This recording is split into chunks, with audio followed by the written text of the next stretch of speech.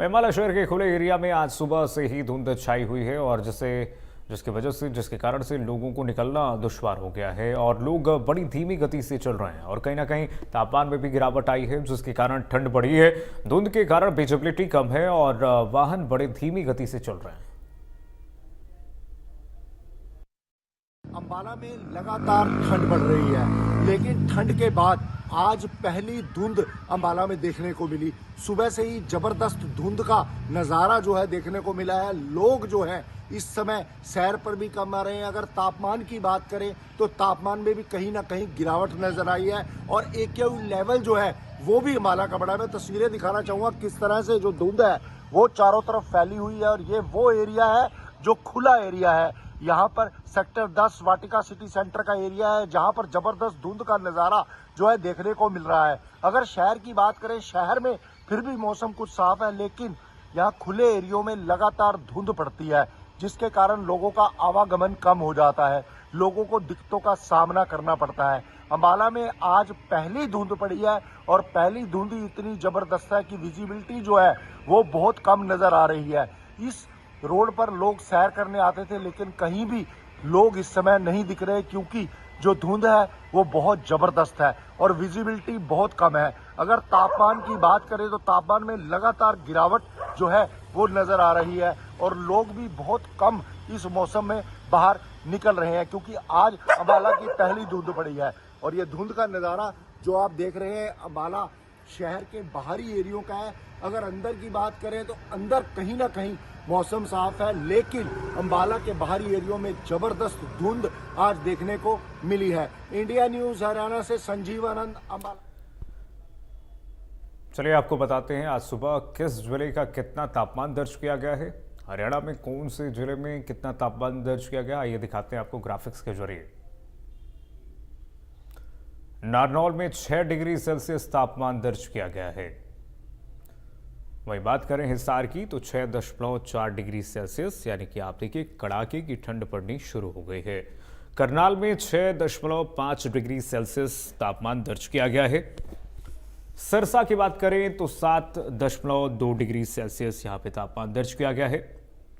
भिवानी में 7.5 degree Celsius तापमान दर्ज किया गया है। पानीपत में 7.8 डिग्री सेल्सियस तापमान दर्ज किया गया है।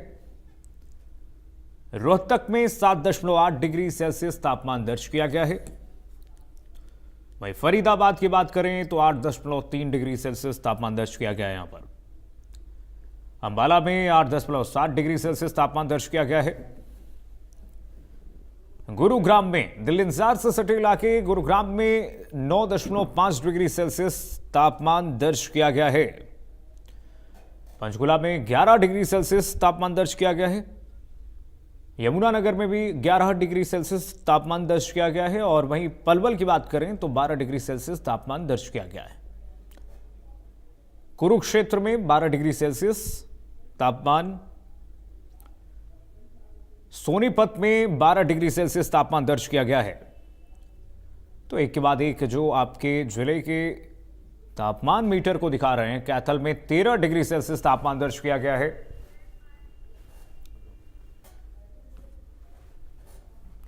प्रदेश में ठंड का येलो अलर्ट जारी किया गया है। भिवानी में क्या स्थिति है, हमारे सहयोगी ने जायजा लिया है, रिपोर्ट देखिए जरा।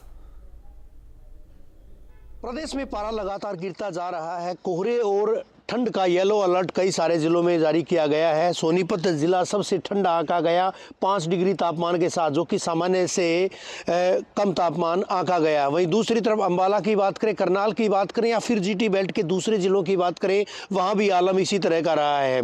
वहीं साथ साथ अगर बात की जाए सिरसा, साथ ही साथ फतेहाबाद, भिवानी, चरखी दादरी, रेवाड़ी, महेंद्रगढ़, ये वो ज़िले हैं जो कि राजस्थान से सटे हुए ज़िले हैं। इन ज़िलों में भी आलम यही है, यहाँ भी हालात यही हैं। यहाँ भी न्यूनतम पारा लगातार गिरता जा रहा है। हालांकि नूह में अगर बात करें, अधिकतम पारा सबसे ज़्यादा आंका गया 27.9 डिग्री, जो कि सामान्य से मामूली यानी आंशिक बढ़ोतरी के साथ दर्ज किया गया है। फसलों के लिए इस कोहरे को, इस अगर मौसम की बात करें तो रामबाण माना जाता है। कोहरे की बूंदें बूंदें, ओस की बूंदें फसलों के लिए अमृत से कम नहीं है। चाहे गेहूं की बात करें, सरसों की बात करें या फिर दूसरी फसलों की बात करें, उनके लिए इस मौसम को वरदान माना जाता है। हालांकि बारिश की इन दिनों में कमी रहती है और बारिश की कमी की पूर्ति के लिए ओस की बूंदें कहीं न कहीं बेहद कारगर साबित होती हैं।